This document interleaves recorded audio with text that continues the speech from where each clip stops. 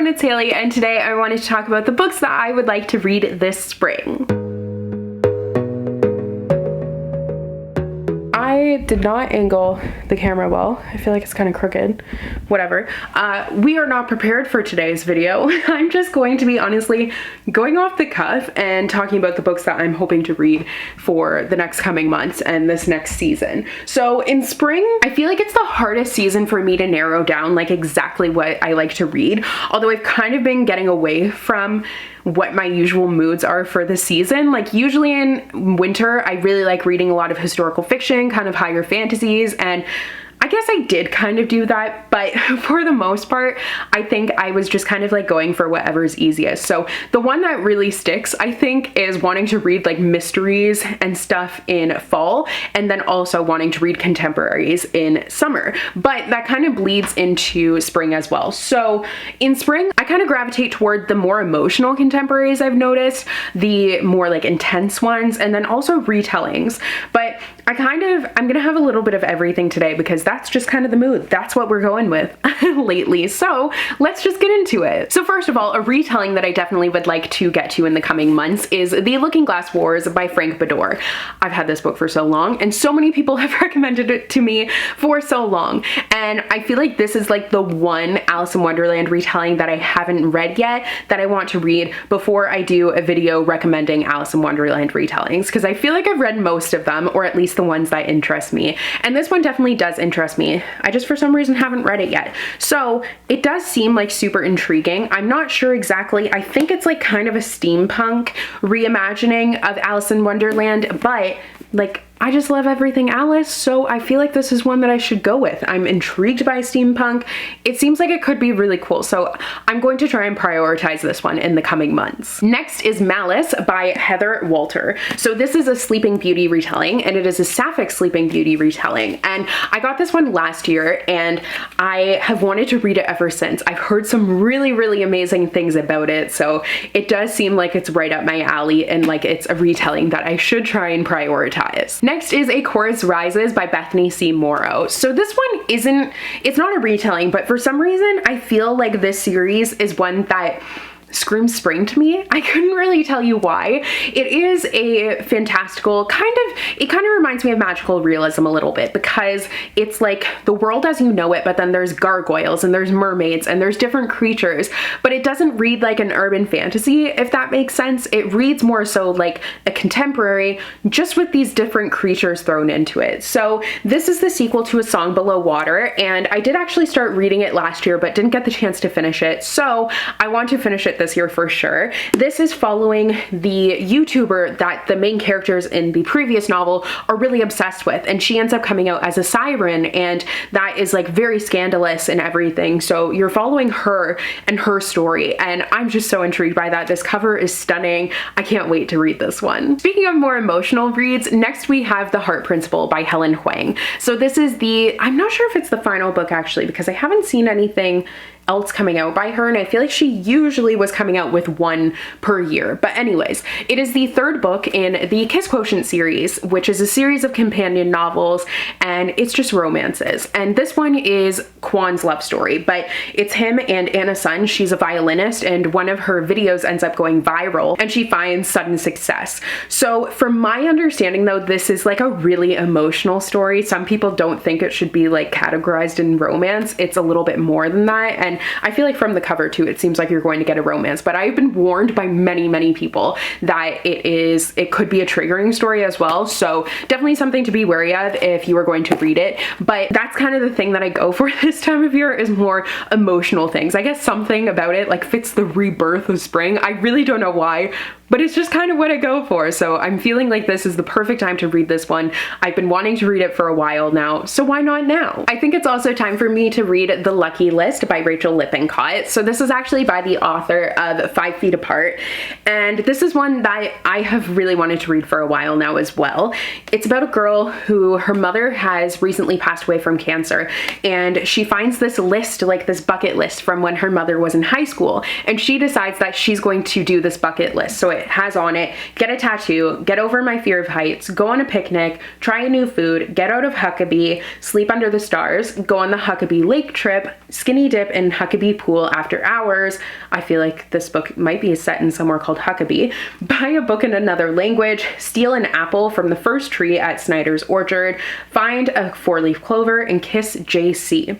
So I think that this seems like it's going to be fun, but also obviously really emotional. Like, the main character is dealing with a lot of grief and like completing this bucket list that her mother completed when she was in her senior year of high school, and she's going through that knowing that she's lost her mother. I think there's going to be a lot of levels to this story, but I feel like it's something that I will really like. Next is Turning by Joy L. Smith. This is about a character who used to be an aspiring ballerina, but then this accident leaves her without the use of her legs. So she has to learn to move on from that and learn to live her life when she thought that like everything she loved, she feels like she's lost because she's lost the use of her legs, and she was a ballerina, and obviously like dance and being a ballerina as she had wanted it to be isn't really a possibility for her anymore. So she has to kind of like rebuild everything. So this obviously is going to be a really difficult story and definitely a very sad one, but I feel like it could also have a very inspirational message, and I haven't really read anything like this before, so I'm very excited for it. I don't really know why this feels like a spring read to me, but When You Get the Chance by Emma Lord, I've been dying to read. I guess because it is kind of a retelling. It is a gender-bent Mamma Mia, which I have questions about how gender-bent Mamma Mia would work. Like, I can see kind of, but she doesn't know who her mother is. She knows who her father is, and then she ends up finding this live journal of her dad's describing the summer that she was conceived. So she ends up, you know the whole drill with Mamma Mia, and if you don't, I'm really sorry, because Mamma Mia is absolutely incredible. Like, the greatest. So I'm really looking forward to this book. I hope that it captures like the fun and the spirit of Mamma Mia. I think it's going to be a lot of fun, but we shall see. I also have The Bow and Spindle by Leslie Vader. So this is an Indiana Jones meets Sleeping Beauty sort of deal, I believe, but it's also sapphic, which is really awesome. So it's got a little bit of everything, honestly. It follows 3 characters. So we have a bookish treasure hunter with a knack for runes and riddles who definitely doesn't believe in true love. A tough-as-dirt warrior who likes cracking skulls, pretty girls, and doing things her own way. And of course, Briar Rose, a prince under a sleeping curse. So it's gender bent. We have a prince instead of like Sleeping Beauty, the princess usually. But under a sleeping curse who's been waiting 100 years for the kiss that will wake him. Very intrigued by this one. This next book, there's definitely like, there's no connection to spring for this one. It's just kind of one that I want to read soon, which I kind of want to do a video about books that I want to read soon for absolutely no reason, but like they've just been catching my eye and I'm excited. But I just did an April TBR and now I'm doing a spring TBR.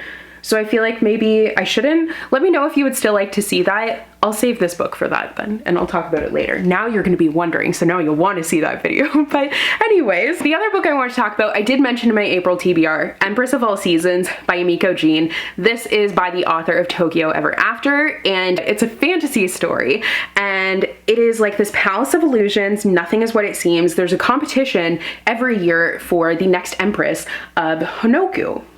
So the rules are simple: survive the palace's enchanted seasonal rooms, conquer winter, spring, summer, and fall, marry the prince, and yeah, that's the deal. Super intriguing. Seasons, like, I don't know why, spring just makes me think of all the seasons. Something about the cover also makes me think of spring. I also had mentioned in that same video, Weather Girl, this cover just like, doesn't that make you think like April showers? So it feels like it's perfect for spring, but it follows a meteorologist. So a TV meteorologist and a sports reporter scheme to reunite their divorced bosses with unforecasted results in this electrifying romance. That sounds great. I of course also have like this entire series by Sendhya Menon. So Of Curses and Kisses is a Beauty and the Beast retelling, and then I also have Of Princes and Promises, which is a Princess and the Frog retelling rather. And is there another one? I think those are the only 2, but those are definitely retellings that I would like to get to. They're like contemporary spins on it, so that seems super interesting. So I also would like to read With Love from London by Sarah Geo. I feel like spring is about like second chances, new beginnings, all of that, and this story seems to really embody that. It's about a girl who she's actually a librarian, and she ends up inheriting a bookshop in London London from her estranged mother. So along the way, it's like this journey of self-discovery for her, but also getting to know more of her family and all of that. So it definitely seems like a really interesting, well-rounded story. I also feel like for some reason spring seems like a good time to read All My Rage by Saba Tahir. So this is a story that focuses on the different generations of a family, 2 generations specifically, and it's like spanning time and everything. So you're following the descendants and then the original people who are in Pakistan, and then they end up immigrating to the United States, and you're following their descendants in present day. So I think this is definitely going to be very, very emotional from what I've heard.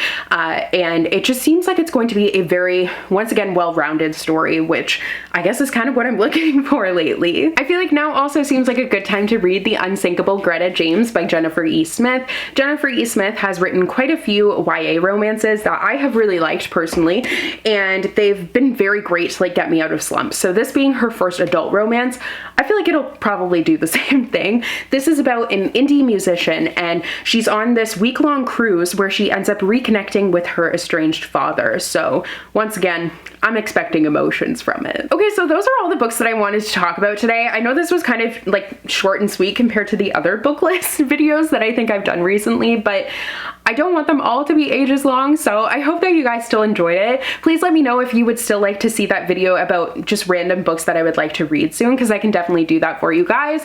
And I hope you enjoyed today's video. Thank you so much for watching, and I will see you in another new one soon. Bye!